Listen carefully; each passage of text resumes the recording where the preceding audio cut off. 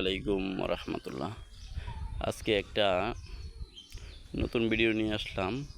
আমাদের নামাদিগম্বরদীর শাহাবুদ্দিন ভাই, এই লোকটাকে সবাই চিনেন। এই লোকটা একদম সুস্থ সবল ছিল। কিছুদিন আগে কাজ করার সময় পড়ে গিয়ে প্যারালাইসিসের মতো হয়ে যায়। আল্লাহর রহমতে এখন মোটামুটি সুস্থ আছে, তবে এই হাতটা লড়াইতে পারে না। হাতটার কী অবস্থা আপনার? ব্যথা ট্যাথা করে না, ওই দেখেন হাতটা মোটামুটি বাঁকাই, তো হাতটাও লাগাতে পারে না। ভাইয়ের চিকিৎসা করতে গিয়া প্রায় 5 লক্ষ টাকার মতো খরচ হয়েছে, ঋণগ্রস্ত হয়ে গেছে উনি। তো আমরা যেখানে আছি দেশ ও প্রবাসে সকলেই সহযোগিতার হাত বাড়িয়ে দেই, যাতে করে এই মানুষটা সুস্থ হয়। উনি খুব কর্মঠ মানুষ, একদিনও বসে থাকার লোক না। আপনারা সবাই জানেন, ওনাকে চিনেন। উনি মানুষের ক্ষেত খামারে কাজ করে, মাটি কাটার কাজ করে। মাটি কাটার কাজ কিন্তু বহুত পরিশ্রমের কাজ। তো উনি খুব কষ্টে আছেন। ওনার 5 লক্ষ টাকা ঋণ, ঋণের বোঝা নিয়ে উনি কী করবেন? সংসার চলাই দায়। ওনার ওষুধ খরচ তো আছেই।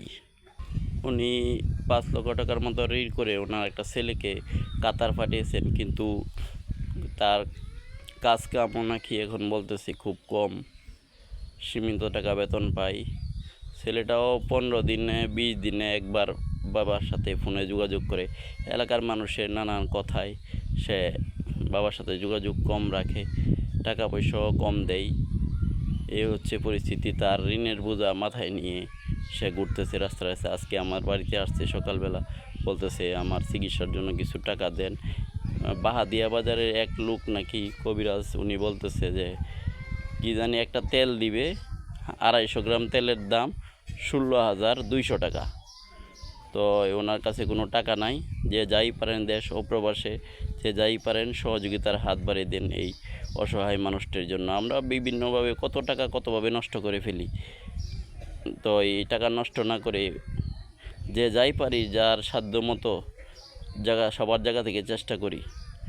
আসসালামু আলাইকুম রহমতুল্লাহি ওয়া বারাকাতু। আর যে যাই পারেন সবাই সবার জায়গা থেকে সবাই ভিডিওটা বেশি বেশি শেয়ার করেন, যাতে করে আপনার শেয়ারের কারণে কোনো দানশীল ব্যক্তির নজরে আসে।